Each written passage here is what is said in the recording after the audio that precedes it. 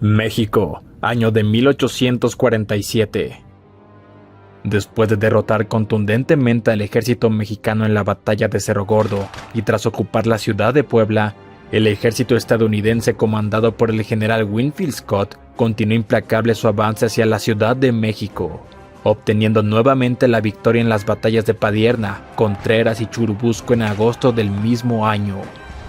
Con Scott a las puertas de la capital, y tras numerosos intentos fallidos por concretar una tregua con los invasores, hacia el mes de septiembre, el general mexicano Santa Anna y sus fuerzas se fortificaron en un complejo llamado Molino del Rey, aguardando el arribo de los yanquis.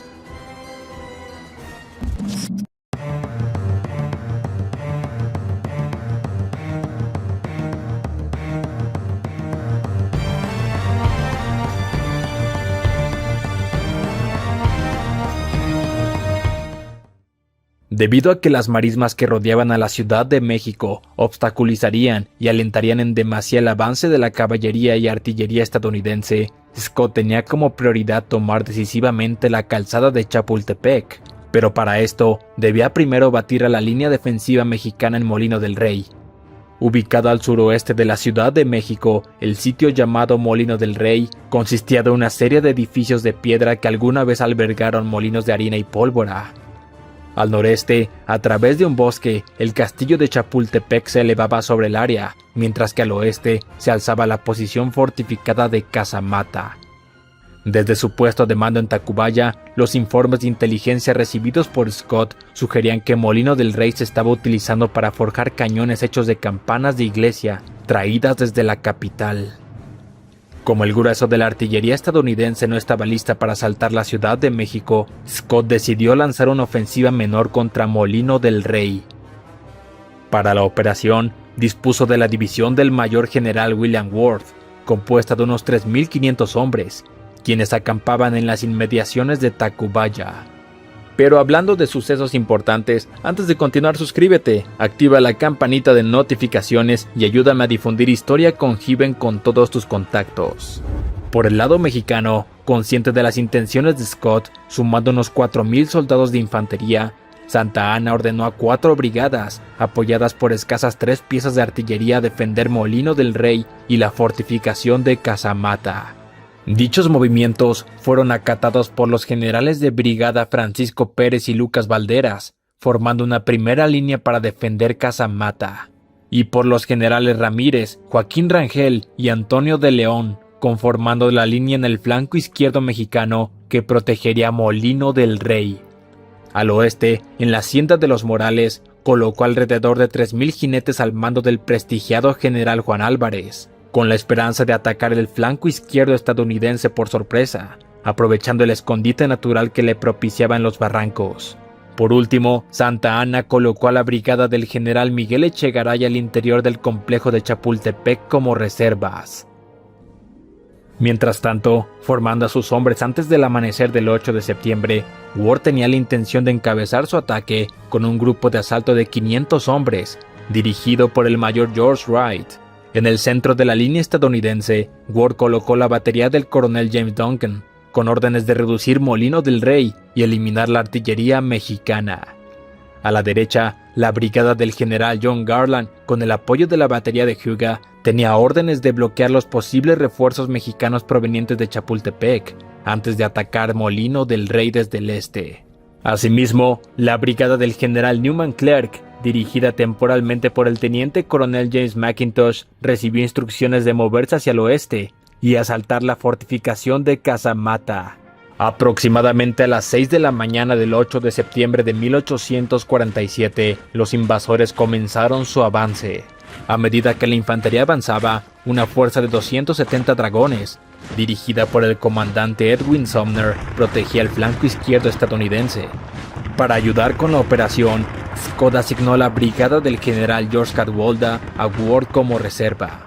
A las 7 de la mañana, la división de Worth comenzó a avanzar guiada por sus exploradores. Aunque la posición mexicana era fuerte, se vio socavada por el hecho de que Santa Anna no había delegado a nadie al mando general de la línea central defensiva, y los mexicanos se encontraban desorganizados, peleando de manera aislada.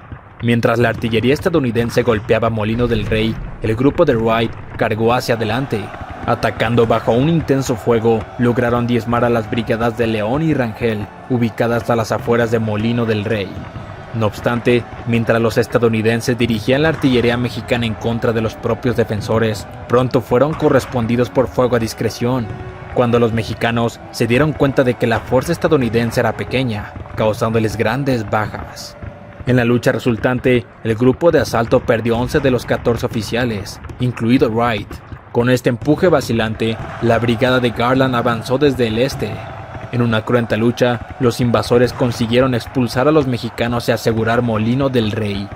Habiendo conseguido este objetivo, Ward ordenó a su artillería cambiar su fuego hacia la fortificación de Casamata y ordenó a McIntosh comenzar el ataque. Avanzando, McIntosh descubrió rápidamente que Casamata era una fortaleza de piedra y no una fortaleza de barro como se creía originalmente. En conjunto con las brigadas de Garland y Cadwalader, los estadounidenses rodearon y atacaron la posición mexicana. Pero a pesar de que producto de este embate, el general Valderas perdió la vida, los invasores fueron repelidos por los hombres de Pérez, que ya se encontraban al interior de Casamata, sufriendo más bajas y obligándolos a retroceder. Con el progreso de la batalla en Casamata, Ward fue alertado de la presencia de Álvarez al otro lado de los barrancos en el oeste. El fuego de los cañones de Duncan mantuvo a raya a la caballería mexicana, y la pequeña fuerza de Sumner cruzó el barranco para brindar más protección.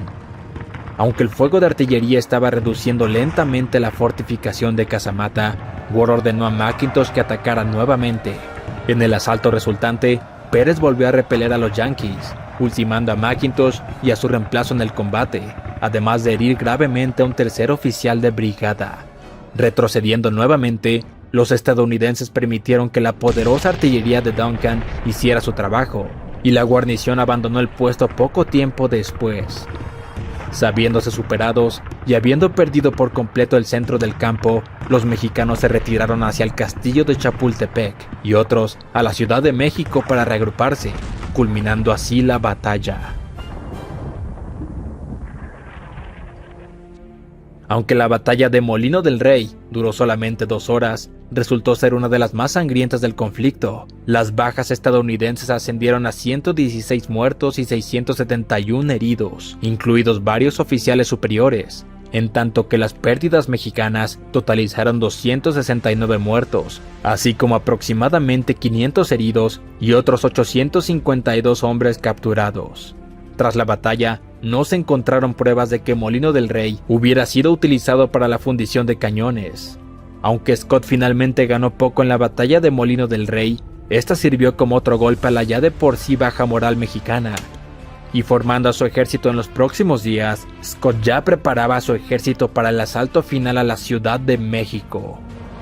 Hoy en día, aproximadamente en el mismo sitio de la batalla, se levanta el Molino del Rey, edificio que forma parte del complejo cultural de Los Pinos al oeste de la Ciudad de México, y que conmemora a los héroes mexicanos que dieron su vida para resistir la ocupación estadounidense. Si tienes más ideas que enriquezcan el estudio de este histórico escenario, compártelo en los comentarios. Espero que hayas disfrutado de este episodio. Nos vemos en el próximo.